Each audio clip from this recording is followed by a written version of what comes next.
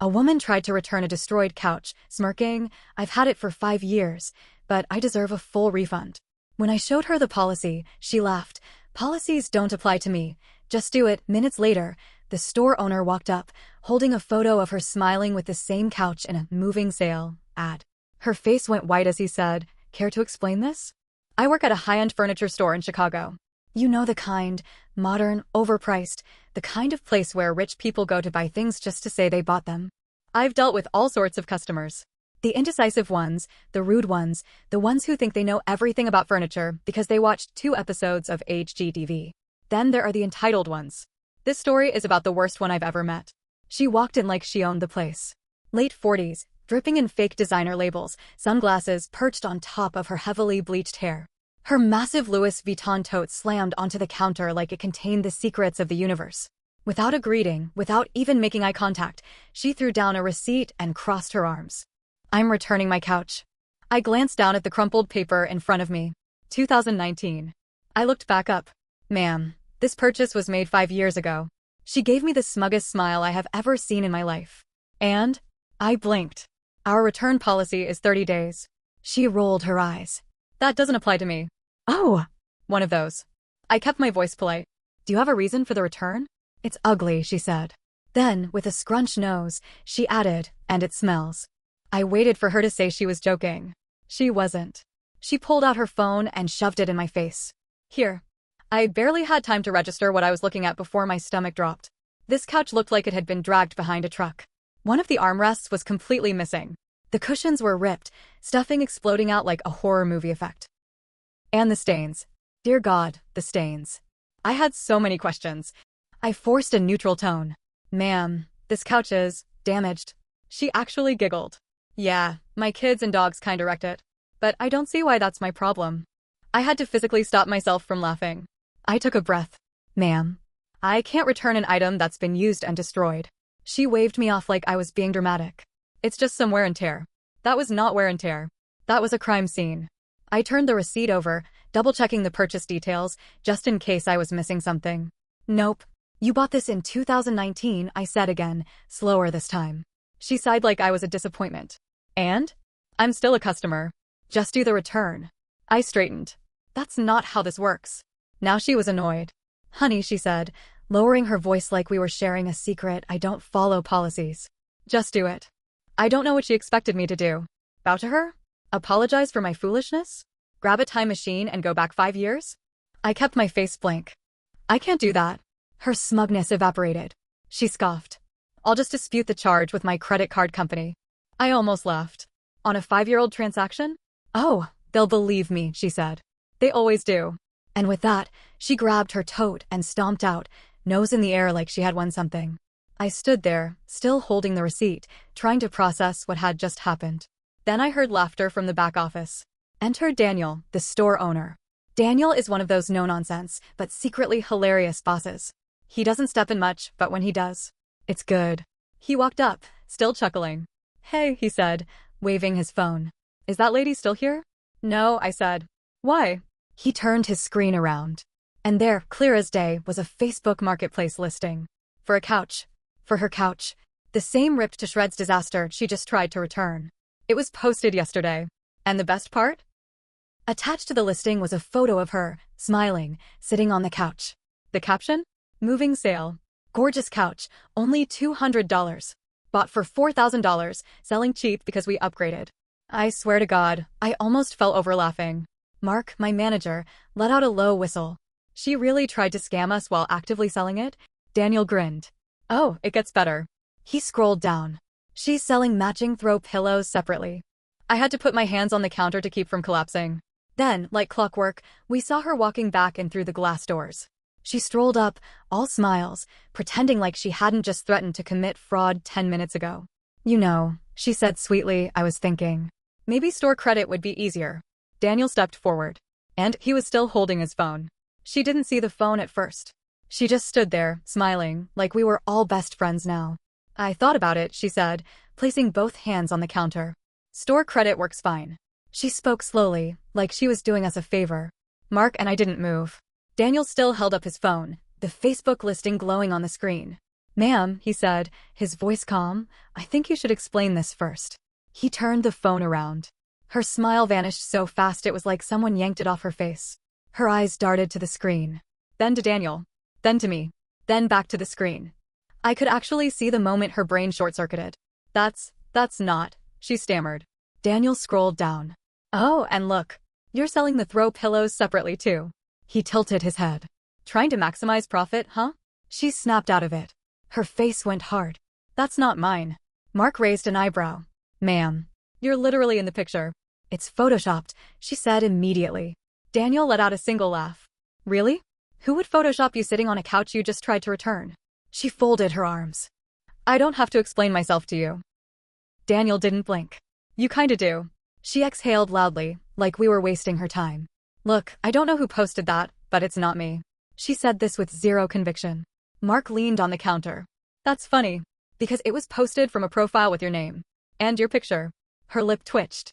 Then she did what all scammers do when backed into a corner. She doubled down. This is harassment, she snapped. You can't accuse customers of things like this. Ma'am, I said, barely holding in my laughter, you accused yourself. You came in here and tried to return something you clearly don't have anymore. Her nostrils flared. I have the couch. Daniel smiled. Great. Then bring it in. She froze. Then, in the fakest casual voice I have ever heard in my life, she said, it's in storage. We all just stared at her. She swallowed. It's, really far away. Hard to get to. Daniel was enjoying this. Well, that's no problem. You're asking for a refund on an item you supposedly own, so just bring it in. We'll inspect it. Her hands clenched into tiny fists. She knew she was cornered. I saw it. Mark saw it. Daniel saw it. But instead of accepting reality, she went for plan B, rage. Oh, this is ridiculous, she shouted, loud enough that a few customers turned their heads. I've spent thousands of dollars here, and you're treating me like some scammer. Daniel chuckled. Ma'am, you are literally scamming us. Her face went red. I'm calling corporate. Daniel pulled out his phone. You want the number? She was seething. You can't treat customers like this, she snapped. You're going to lose business. Daniel, without missing a beat, said, we'll live. She sputtered. Like an actual car engine dying. I thought that would be it. That she'd storm out, tail between her legs. But she wasn't done. No. She was determined to win. And she was about to take it way too far. She suddenly whipped out her phone and started filming. Attention, everyone. She shouted, spinning dramatically so her camera could capture the store. This business is refusing to honor their own policies. They're discriminating against me and refusing my refund. Oh, we were doing this. Mark and I just watched, slightly fascinated. Daniel? He looked delighted. Great idea, he said, pulling out his own phone. I'll record, too. Her camera snapped to him. Excuse me? You're filming me, he said, aiming his phone directly at her. I should get to film, too. Just to make sure I document everything. Her mouth opened and closed. I swear I could hear the gears in her head breaking down. Stop recording me, she screeched. Daniel kept filming. But you're filming me. That's different. How? She lowered her phone so fast. I bit my lip so hard I almost started bleeding. Mark? He just walked away. I think he was trying not to lose it. But Deborah wasn't done. Oh no. She wasn't getting her refund. She wasn't getting store credit. So she decided to try something insane. She started grabbing random things off the counter. At first, I thought she was just trying to knock things over out of spite. But no. She snatched up a decorative lamp and bolted for the door. She was actually trying to steal something. Daniel blinked. Seriously? I was so stunned, I didn't even react at first. Then I snapped back to reality. Hey. She was already at the entrance, yanking at the handle. But she had miscalculated. The door doesn't pull open. It pushes. So instead of making a dramatic escape, she just yanked uselessly at the handle, red-faced and panicking. Mark, who had reappeared, sighed. Oh my God. Daniel didn't even move. He just said, put the lamp down. She ignored him. She was still yanking at the door, as if it would magically open if she just believed hard enough. Finally, she figured it out. She pushed the door open and sprinted outside. With the lamp. She was actually running down the sidewalk, holding a stolen lamp, in broad daylight. For a moment we just stood there. Then Daniel exhaled, still holding his phone. Well, he said. Now it's theft. And then, he called the police. Deborah ran. Down the sidewalk. With the stolen lamp. Like an Olympic sprinter. Daniel, still standing at the door, let out a low whistle. Wow, she's really committed. Mark sighed. I'll go. Now, let me be clear, Mark is not a guy you outrun. This man is ex-military, 6'5", and built like a refrigerator. I've seen him catch a shoplifter mid-step before. Deborah? Deborah was middle-aged, wearing heels, and trying to run while carrying a fragile, expensive lamp. She didn't stand a chance. She made it maybe 20 feet before Mark caught up effortlessly. Ma'am, he called out, voice flat. Stop.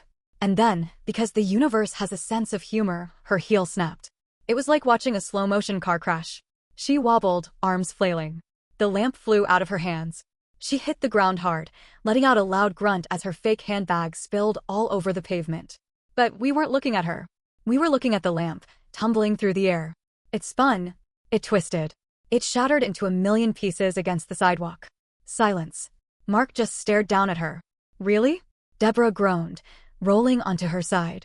You assaulted me. Mark blinked. Ma'am, you fell. She shot up like a horror movie villain. I'm pressing charges. Daniel, who had strolled over casually, laughed out loud. You're pressing charges? He gestured at the pile of broken lamp shards. For what? Losing the relay race? She was breathing hard, eyes darting between us, frantically calculating her next move. And that's when things got worse. Just when I thought the situation couldn't get any crazier, I saw a car pull up fast, a shiny black Mercedes with heavily tinted windows. The car jerked to a stop, and the driver's side door flew open. Out stepped a man in a full suit, sunglasses on, jaw clenched so tight I thought his teeth might shatter. He looked like he had just walked out of a Wall Street crime documentary. Deborah saw him and immediately burst into fake sobs. Babe, she wailed, scrambling up. They attacked me. Mark and I exchanged looks. Oh, this was about to be good. Daniel, completely unfazed, muttered, Oh great. She brought back up. The husband marched toward us, eyes locked onto Daniel. Which one of you put your hands on my wife? Mark crossed his arms. No one touched her. Deborah cut in. They chased me. And I fell. And they stole my wallet. Excuse me? I looked down. Her wallet was literally on the sidewalk, right next to her own feet. Even her husband noticed, because his head snapped toward it before quickly looking away. Yeah, even he knew she was full of it. Sir, Daniel said, tone calm, your wife tried to return a couch she doesn't own anymore. Then she stole a lamp. Then she ran, fell, and broke it. The husband's face was stone cold. She said she had a return. She didn't. She said you assaulted her. We didn't. She said, she's lying, Daniel interrupted. Deborah gasped dramatically. How dare you? Daniel folded his arms. Sir, you tell me, why is she selling the couch online if she still owns it? The husband froze. His eyebrow twitched. Oh! He didn't know. Daniel, seeing the opening, turned his phone screen toward him, still open on the Facebook listing. The husband's face drained of color. There was a solid 5-second pause where nobody said a word. Then, without looking at his wife, he muttered through clenched teeth, You told me you returned it. Oh. Her eyes widened. I can explain, but the husband wasn't listening anymore. He turned back to Daniel, voice low. How much was the lamp? Daniel smirked. 400. Without missing a beat, the husband pulled out his wallet and handed him cash. Deborah looked betrayed. Babe, you're just going to pay them? He turned his head slowly toward her. You lied to me. I didn't. He pulled out his own phone, opened Facebook, and scrolled. Click, click, click. Then he turned his screen toward her. Is this your profile? She stared at it. She opened her mouth. Then she snapped it shut. Mark, at this point, was visibly trying not to laugh. The husband took a deep breath. Then he said, Get in the car. Deborah didn't move. His voice dropped lower. Get in the car. And that was the beginning of the end. Deborah stood there, frozen, eyes darting between her husband and Daniel. Her husband, who had just paid for the lamp she shattered, looked like a man barely holding himself together. The kind of anger that simmers just beneath the surface, waiting for the wrong word to set it off. She could still turn this around. She could apologize, cut her losses, walk out with whatever dignity she had left. Instead, she made the worst possible choice. She turned to Daniel and snapped, I want to speak to the owner. Daniel blinked. Ma'am. I am the owner. Her face twitched. She turned to me. Then I want to speak to your boss. I gestured toward Daniel. He is my boss. Her entire body stiffened. She turned to Mark, her last hope. Then who owns the company? Daniel, grinning now, crossed his arms. I do. It was over. She had nowhere left to go. Her husband slowly shook his head, looking down at the ground, like he was replaying every bad decision that led him to this moment. Deborah let out a shaky breath. Then, in an act of pure desperation, she tried one final move. She grabbed at her husband's arm. "Babe," she cooed, switching to soft, pathetic mode. "You're not really mad, are you?" No response. She gripped him tighter. "It's not like I lied to you." He laughed. A short, bitter, exhausted laugh. "You sold the couch," he said, voice eerily calm. "Told me you got a refund." His fingers curled into a fist. "You were going to pocket the money, weren't you?" A few customers had stopped pretending not to listen. Deborah let out a high-pitched laugh. "Oh my God, of course not. What do you take me for?" No one answered. No one had to. She turned back to Daniel. "This is crazy. You can't treat customers like this. You'll lose business." Daniel smirked. "We'll live." Deborah scoffed. "Oh, you think you're so clever, don't you?" Daniel just raised an eyebrow. And then, because she couldn't just leave quietly, she turned to her husband and sneered. "Are you really going to let them talk to me like this?" Her husband took a deep breath. And then, in a voice so low and firm it sent chills down my spine, he said, "Get in the car." Deborah didn't move. She tried one last tactic, turning to the watching customers, hands in the air, voice shrill. "Do you see this? Do you see how they're treating me?" Silence. She turned in a circle, waiting for someone to defend her. No one did. One of our regulars, an older woman who had been browsing, finally sighed and said, "Lady, just go." Deborah's eyes widened. Her gaze darted to the other customers. A few shrugged. Some avoided eye contact. One guy muttered, "Yikes." She looked at her husband again. His jaw was tight, shoulders stiff, like he was reaching his breaking point. For the first time since she walked in, Deborah looked afraid. And then, just when it seemed like she might finally give up, she turned back to Daniel and spat out, "You're all trash." "Daniel?" Daniel just grinned wider. "Have a great day, ma'am." Deborah's hands curled into fists. But she knew it was over. With one last glare, she spun on her heel, stormed past her husband, and threw open the car door so hard it nearly bounced back at her. She got in. The door slammed shut. For a moment, the husband just stood there, staring at the ground.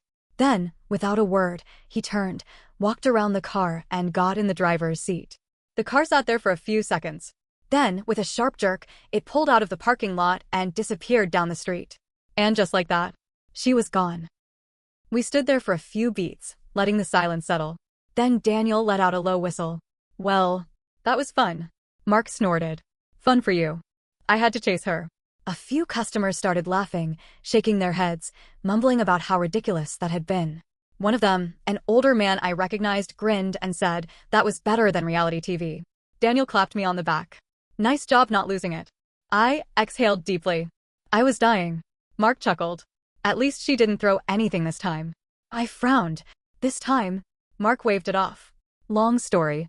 The store slowly returned to normal. Customers went back to shopping. Mark went to sweep up the broken lamp. But something stuck with me. The husband. The way he looked at her at the end.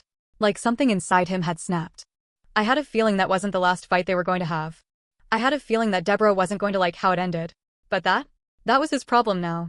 Some people think they can do whatever they want and never face consequences. Some people think they can lie, cheat, and scam their way through life. But eventually, it all catches up to them. Deborah thought she could manipulate everyone. Her husband. Us.